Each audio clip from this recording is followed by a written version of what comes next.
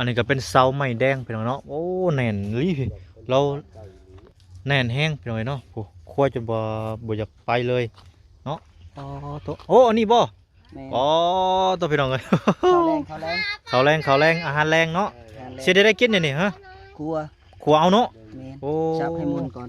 โดยมีแต่เผาโดยแล้วมันสิเน่าไอ้อันนี้ยุดระบบพักระบบเศร้าเฮ็ดระบบนี่อ๋อมีแต่มือเศร้าจังว่าสานต่อกันใหม่เนาะโอ้เศร้าไม่แดงคักกะลิพี่น้องเอ้ยคักหลังจากใส่หมักม่วงซอแล้วบาดนี้ขึ้นเวทีบาดนี้พี่น้องเอ้ยหมอเฮา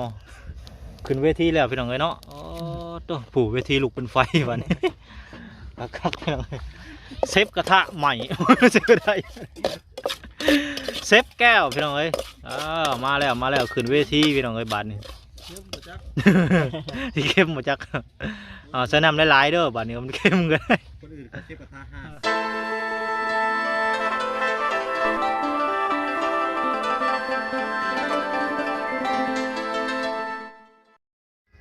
น้องพี่น้องเปิดพามาบาดนี้ป้าตัวยืนกลางย่างกลางเยื่ออยู่พี่น้องเนาะบาดนี้ สวัสดีเด้อทั้งสองทั้งอายทั้งเอื้อยพี่น้องเอ้ยป้าตัวไปได้ใส่แล้วบ่มองแมงตะไคร่ฮะ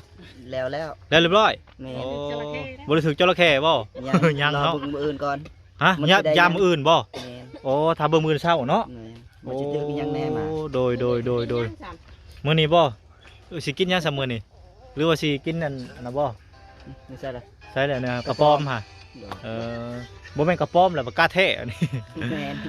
โดยอ้าวสวัสดีพ่อแม่พี่น้อง FC กันเบิดสุขุสุคนเนาะพี่น้องมาพบมาพ้อในกันช่วงแรงๆเพิ่นหลังจากทางอ้ายเพิ่นไปใส่ตะข่ายหรือว่ามองหั่นแหละเนาะพี่น้องเพิ่นก็กลับมาแล้วเนาะกับผู้ใดมื้ออื่นเช้าผู้ใดเพิ่นสิมาสิไปอันยามเนาะก็ถ้าเบิ่งรุ่นนำกันว่าสิถึกจระเข้หรือบ่เนาะไปพาราบ่เห็นมองพี่น้องเอ้ยจักสิว่าจังไดแล้วกันพี่น้องเอ้ยอันนี้ก็เป็นเสาไม้แดงพี่น้องเนาะโอ้แน่นลีพี่เราแน่นแห้งพี่น้องเนาะโอ้ขั้วจนบ่อยากไปเลยเนาะอ๋อตัวโอ้อันนี้บ่อ๋อตัวพี่น้องเลยเขาแรงอาหารแรงเนาะเสียได้กินเนี่ยนี่ฮะขัวเอาเนาะโอ้จับให้มุนก่อนโดยมีแต่เผาโดยแล้วมันสิเน่าไอ้อันนี้ยุดระบบพักระบบเศร้าเฮ็ดระบบนี่อ๋อมีแต่มือเศร้าจังว่าสานต่อกันใหม่เนาะโอ้เศร้าไม่แดงคักกะลิพี่น้องเลยคักบาดนี้ทางเอ้ยเพิ่นจะช่วยเขาก่อนพี่น้องช่วยเขาแล้วก็สิเฮ็ดอยู่เฮ็ดกินแล้วบาดนี้สีก้อยกระป้อมพี่น้องหรือว่าเพิ่นสิขั่วสิขั่วให้แล้วมันบ่หลายพี่น้องเนาะขั่วจักสิใส่ยังเนี่ยขั่วนี่มันผักบ่มีเนาะถ้าได้ปลูกเนาะแต่ว่าผักบัวหัวมันมีอยู่บ่หัวมันนะบ่มีเนาะอย่าไปจกเอาในทุ่งอันบ่ไปย่างทางน้องเบยเพิ่นมีอยู่เดี๋ยวไปปุ้นเอาน้ำน้องเบยเพิ่นก่อนยืมเพิ่นก่อนบัดปลูกแล้วจังใส่เพิ่นโอเคเอ้าเขาก็สีนี่บัดนี้จักเป็นสีน้ำตาลอีกแล้วเจ้าหวานบ่จักใส่น้ำตาลบ่หรือใดบ่แล้วก็เรียกว่า1ใส่น้ำตาลเขาสีแบบนี้แต่ว่าก็กินแซ่บอยู่เขาแต่ว่ามันเห็นมันเป็นสีแบบนี้มันก็นิ่มอยู่ไม่ได้แข็งนะแม่นเดี๋ยวเราเบิ่งสีมันก่อนนิ่มดีอ่อนอยู่ได้อ่อนได้อยู่โอ้ยใครกลัวบ่มีได้เนาะเดี๋ยวว่ามันบ่ขาวซื่อขาวหน้าปีหน้านั่นแบบนี้แหละมันบ่ขาวแต่ก็แซ่บเลยแซ่บมันนิ่มอยู่ให้กลัวขาวแบบแข็งเนาะบางทีขาวแบบแข็งโอ้ยากกันเลยเนี่ยเบื้องเขาคือสีแบบแข็งแต่ว่ากินแล้วแบบนิ่มพี่น้องเลยสีแบบสีน้ำตาล มีลายสี เขาตะละเขตกับบุคือกันให้เผากระปอมไปเซ่ล่ะโอ้ทางอายเพิ่นยังจะไปเอาอย่างพี่น้องไอ้บานนี่ขั้นตอนเผากระป๋อมเนาะพี่น้องเพิ่นกำลังเห็ดอยู่เห็ดกินพี่น้องไอ้บานนี่มันสิค่ำแล้วเนาะก็เลยเพิ่นเร่งมือเร่งด่วนพี่น้องไอ้บานนี่ตอนนั้นค่ำมืดปืนตาจกหูจกหางกันบ่ได้เนาะพี่น้องเอ้ยใส่แล้วกระป๋อมเอาโอ้ยน้องเอ้ยลูกก็อยากกินแล้วลูกกับพ่อลูกนี่มันว่ะโอ้เป็นมันหลีนี่นุมันหลีกูมันจะจวด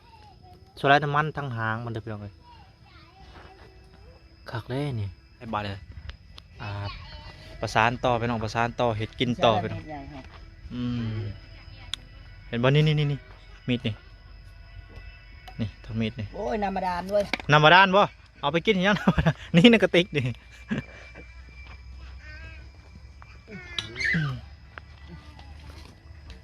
โอ้ยบ่ได้ไปตัดไม้เจห้องตัวนี้ โอ้ยอย่าละเดี๋ยวมื้อเช้ากันเอาพี่น้องเอ้ยเนาะบาทนี่ โอ้หลายเติบได้คอมเมนต์ก้อยก็ยังได้ไอ้เอ้ยถ้าว่าจะก้อยอ่ะ3-4คนนี่กินอิ่มซะได้ซ้ำนี่ก้อยก็แต่ว่าเอาดีกว่าจำน้ำมันแซ่บตัวล้างแต่ตัวมันสิซื้อได้เด้อข้างในบ่ล้างเลยอย่ามันคาว เจ้าเลยหนาว โอเวนโอเดี๋ยวไปเอาโอกันนี่นอนบ้านเตรียมโอ้มีใบไผ่ตู่คักได้หน่อยเนาะเคยใส่อยู่บ่ไผ่ตู่เคยใส่อยู่เนาะแต่ว่าซ้ำนี่ก็ได้แล้วอันนี้ขี้ดินว่ะล้างออกล้างแต่ทางนอกมันนี่แหละทางโลกเราหยอกอย่าไปปีนท่อเด้อจะเขาไปในท่อได้ตกลงท่อนะเอาขึ้นบ่ได้นะ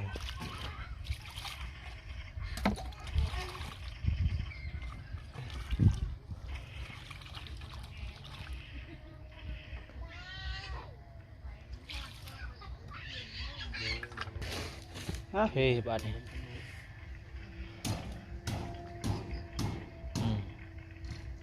บ่จะไปต้องเอาผ้าเอามีดก็ได้นะใบเอาก็ยังได้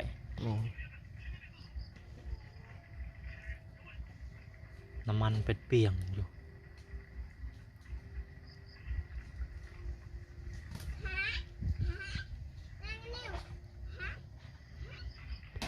ไปลองไปบาร์กับขันต้อนพักเนาะขับบ่พักก็คือสิหลุดบนโต๊ะบ่ได้แล้วแหละกินบนโต๊ะบ่ได้แบบนี้ต้องได้พัก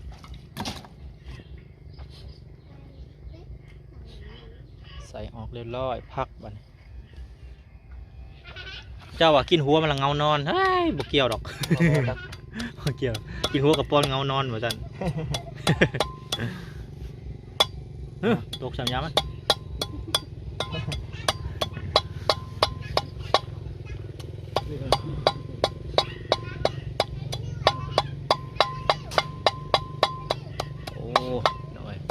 เห็ดลาบกระปอมเด้อ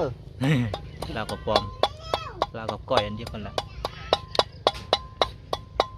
แต่ว่าลายได้ซ้ำนี่ก็ได้เห็นบ่สมุดก้อยนี่ก็ได้ลายเติบเลยเนี่ยเพื่อใช้มองเขาขัวพักเกลือปึงนัวใส่พักแล้วมันยืงขึ้นบักลายหนึ่งเต็มถ้วยน้อยไปเลยนี่ก็ได้ใส่ข้าวคั่วหอมเพราะว่ามันยืงขึ้นลายขนาดตัวเดียวได้นี่นะเป็นบักลายหนึ่งเลี้ยวมืออื่นสิหาไม้ก่อนแม่นได้ลายกอยเนาะแม่นก้อยก้อยลองเบิ่งก้อยต้นไปหาต้นสวยบ่รู้ได้กับบุคคลเวียแม่นเขาว่ากับไปเยอะก็ขึ้นยังเบิ่งมีแต่ทางอยากไปพี่น้องเอ้ยบ่จักมองบ่จักไปช่างเนาะจักสิเอาตัวใดตัวยาพี่น้องเอ้ยหลายอย่างเกินคือมื้อนี้แล้วว่าสิเฮ็ดอันสวนผักกับเอื้อยเพิ่นแต่ว่าก็แม่ได้แล้วนี่หากินกับบ่ติแหละบ่หากินกับบ่มีแนวกินหน่อยเนาะก็ตามขั้นตอนเวลาแม่นซื้อนี่ก็บ่ไหวพี่น้องเอ้ยซื้อแล้วก็ดับชิบหายเลยคือนี่แหละออกมานี่ก็ดีไปนิดนึงได้ไก่ตลาดแน่คือสัตว์ป่าก็พอมีอยู่มีกินอยู่เนาะพอหาได้อยู่กับปอมกับแปมกันป่าก็มีอยู่ตอนนั้นก็เฮ็ดฮ้อนก็คือสิหาได้อยู่ได้จับจระเข้โหทั้งแอร์แล้วบานนี่พี่น้องเอ้ยใส่หัวชีไข่พี่น้องเอ้ยบานนี่การดับกลิ่นข้าวพี่น้องเนาะพี่น้องใส่หัวชีไข่กับการข้าวบานนี่เนาะสุกแล้วกับข้าวบานข้าวเดียวเบิดแป๊บเดียวเบิดเด้นี่ซ้ำนี่พี่น้องเอ้ยบานนี่ใส่เกลือเป็นนัวอย่าใส่ลายบ่ใส่ลายแม่นเบิดจะแม่นแต่หัวสิหล่นบ่แม่นผมหล่นนะมันหัวหล่นว่าบ่ถึงโอ้ยเนาะผู้ภาคก็ได้เกลือใส่น้ำปลานิดภาคไปละโลเลยเกลือมันสิเข้มนะใส่เยอะน้ำปลาใส่ไปลอยบานนี่ใส่หมักม่วงหลังจากใส่หมักม่วงซอแล้วบานนี่ขึ้นเวทีบานนี่พี่น้องไอ้หมอเฮา ขึ้นเวทีแล้วพี่น้องเอ้ยเนาะอ๋อตัวผู้เวทีลุกเป็นไฟวันนี้คักพี่น้องเอ้ยเซฟกระทะใหม่ เซฟได้เซฟแก้วพี่น้องเอ้ยมาแล้วขึ้นเวทีพี่น้องเอ้ยบาดนี้ ที่เข้มหมดจักใส่น้ำหลายๆเด้อบาดนี้มันเข้มกัน คนอื่นก็เชฟกระทะห้าเชฟกระทะอัน เชฟกระทะใหม่ได้นี่ เชฟกระทะใหม่ เชฟกระทะใหม่ ใส่ใส่ยังผักเทียม ผักเทียม อืม แก้ข้าว แกะข้าวบอกข้าวใหญ่ข้าวเดียวเบิดบ่แม่นข้าวเดียววีข้าวป่าได้เนาะ บ่แล้ว เขาแม่นได้ เซฟแก้วบ่ต้องว่าบ่ต้องเป็นห่วงเชื่อใจได้แหละเชื่อใจได้แต่บ่เชื่อมือ มือมันแขว่งมาเลย เอาจัดไปลุกแล้วบาดเนาะบาดนี้เดี๋ยวให้น้ำมันแห้งจะน้อยดาดกระป้อมก่อนเป็นยังไงดาดให้มันแบบว่าบ่ให้มันคาวเนาะแล้วใส่น้ำหลัง บัวเนาะเป็นบ้านเฮาบัวนะอ๋อ เป็นยังไงเนาะก็นี่แหละกำลังอยู่ มันคลายเละนะ แก้วคนไอ้แก้วกลัวมาทิม โมเมนต์ได้คนละคนเนาะคนบ่วงโมเมนต์คนมาหลักกระป้องแล้ว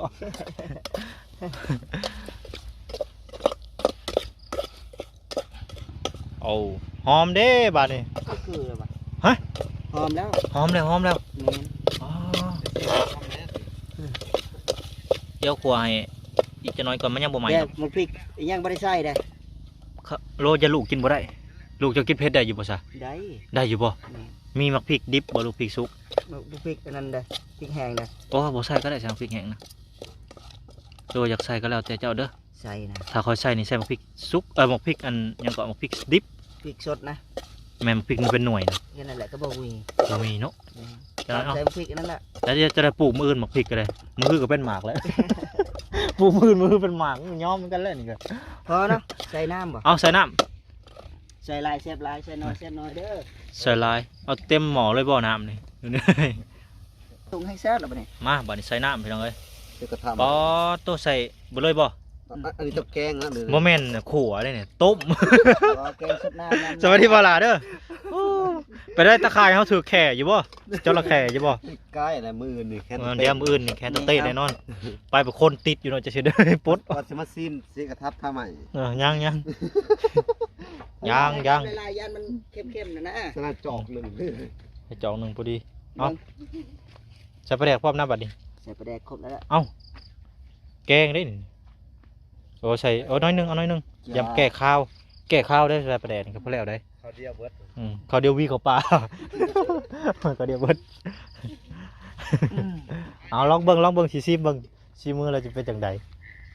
โอ้โหแซ่บ ดูกันเนาะ แซ่บหรือบ่แซ่บก็กินอย่างเดียวเพราะมันบ่เท่านี้แหละอาหารก็ได้ แม่นบ่กินก็จะเป็นแล้วแหละ จังได้แหละ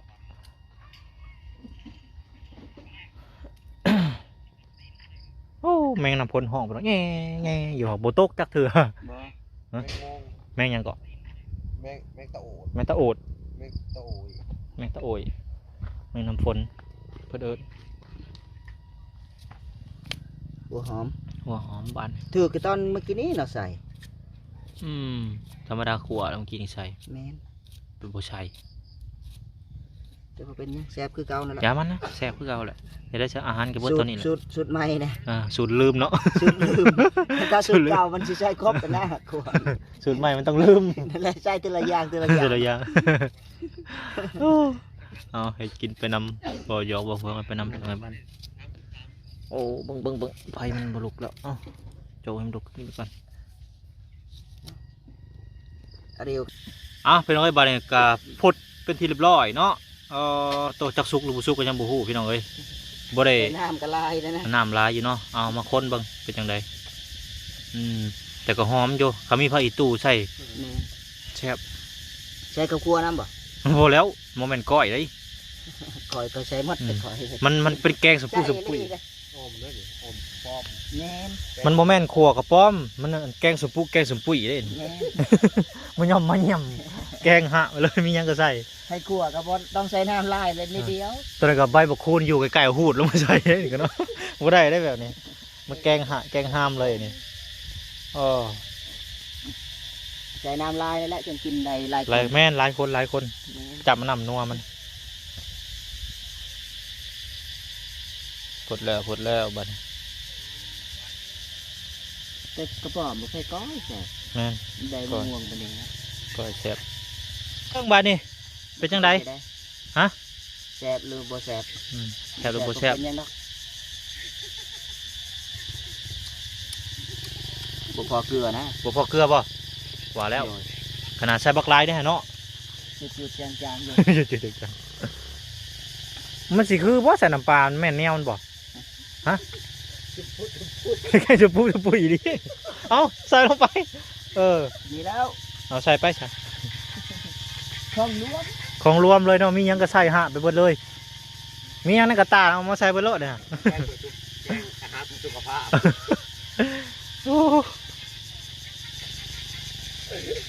คักหนาเซฟกระทะใหม่เฮาเซฟกระทะไฟใหม่เบิ่งบ่น้อยสิชิมเบิ่งมันเป็นจังไดนี่ ไปชมอยู่เด้อ สมบ่อ้ายพี่น้องแกงสปูอีกมาเด้อบัดนี้ ชิมแกงสปู อย่าว่าได้บ่ม่วงเลย หมูม่วง เอาชิมเบิ่งบ่ล่ะชิมเบิ่งอาหารป่า โหได้เรื่องอยู่ได้บ่ล่ะเอ้ย ใครก็กินไม่ดอกอยู่เลย ดีกว่าจำแจวเนาะ ใครก็จำแจวอยู่เลยขออย่างหนึง ขาดยังแหละ บ่แม่นหมายถึงว่าเฮ็ดหยังกะยาต้มแกงหยังกะยาสิจ้างหรือสิเค็มติอย่างเดียวติขอแต่อย่าให้มันข้าวเท่านั้นเฉพาะข่อยนะผมข้าวเลยบ่ได้ เร็วอยู่ใส่ จะห้าบ่เห็นนี่ ได้เรื่อง อ้าว สมอยู่ แซ่บอยู่เลย บ่เคยกินแบบนี้เลย หายจะมีเบอร์พอเอาเบอร์ อ้าวน้องพี่น้องตอนนี้ก็เป็นขมืดปืนตาแล้วทางบ่น้อยก็สิได้กลับก่อนกับทีมงานเนาะก็คือมื้อนี้ก็นี่แหละพี่น้องสรุปแล้วเรื่องราวก็คือมื้ออื่นนี่ถ้าว่าเป็นไปได้เนาะพี่น้องถ้าบ่ได้เฮ็ดสวนครัวก็คือสิเฮ็ดอันนั้นเฮ็ดเรือนไฟเนาะพี่น้องเนาะสองเรื่องนี่แหละพี่น้องเนาะไปซะพี่น้องพบกันอีพีหน้าสำหรับอีพีนี้ขอกล่าวคำว่าสบายดีพี่น้องสบายดี